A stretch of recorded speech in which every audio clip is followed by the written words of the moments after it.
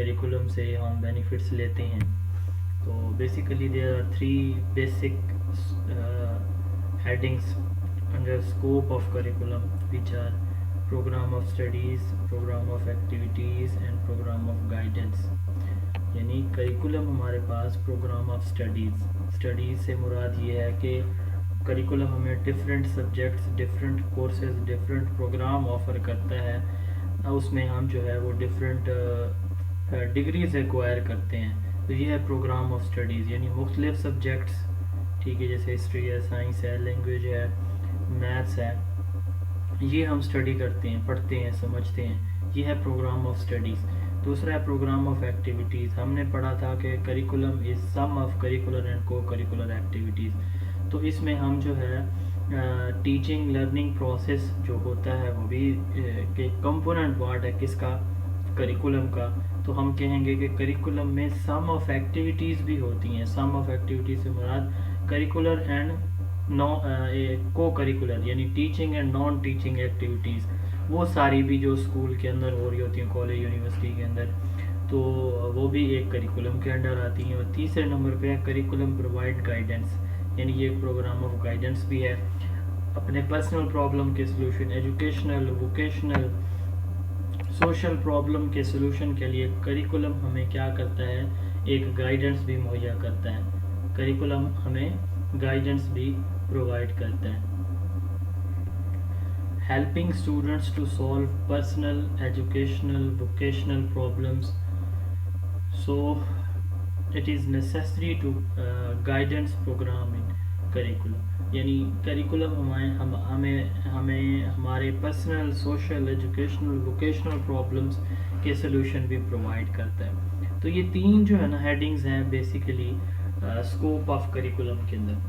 अब इसके अलावा भी इसके और भी बहुत सारे बेनिफिट्स हैं या स्कोप में चीज़ें आ सकती हैं, जैसे help to achieve educational objectives. Curriculum हमारे एजुकेशनल ऑब्जेक्टिव्स की अचीवमेंट में हमें हेल्प करता है। दूसरा, ये हमें हेल्प करता है इंडिविजुअल के बिहेवियर को चेंज करने के अंदर, क्योंकि कंटेंट ऑब्वियसली हम करिकुलम से लेते हैं। उसके बाद it develop civic sense and character development, ये बच्चे की जो कैरेक्टर डेवलपमेंट है उसमें भी, और इसके अलावा सिविक सेंस या सिटीजनशिप।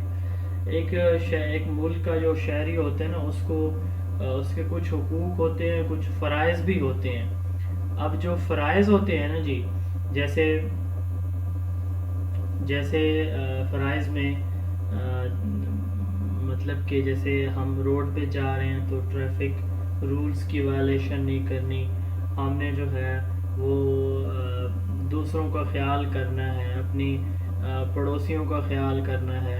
इसी तरह जितने भी जिस जगह पे हम रह रहे हैं वहाँ की रूल्स एंड रेगुलेशन है, हमने उनको फॉलो करना है। तो ये सिविक सेंस होता है। सफाई का ख्याल रखना है, अच्छा पौधों को, बिल्डिंग्स को, उनको नुकसान नहीं पहुँचाना, हर वो काम करना है जिसकी हमें ला इजाज़त देता है, उस काम से बचना है जिससे ला हमें रुकने का कहता है।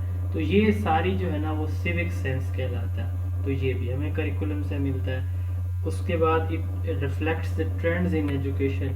अब जो करिकुलम होता है रिवाइज होता रहता है। अब जैसे मौजूदा करिकुलम हमारा 2020 चल रहा है, 2020, तो इसमें नई चीज़ें, जो नई रिसर्च है, नए एरियाज़ हैं जो होते हैं, वो सारे हम इसमें इंक्लूड कर लेते हैं, जैसे कि हमने सिंगल नेशनल करिकुलम के अंदर। तो it enhance the knowledge acquisition, ये बच्चे के इल्म के अंदर भी जो इजाफा है या इल्म नॉलेज को एक्वायर करने का जो तरीक़ाकार है उसमें भी ये क्या करता है, इजाफा करता है। तो ये करिकुलम के मुख्तलिफ स्कोप्स हैं। सबसे पहले जो इम्पोर्टेंट चीज़ जो है वो इसका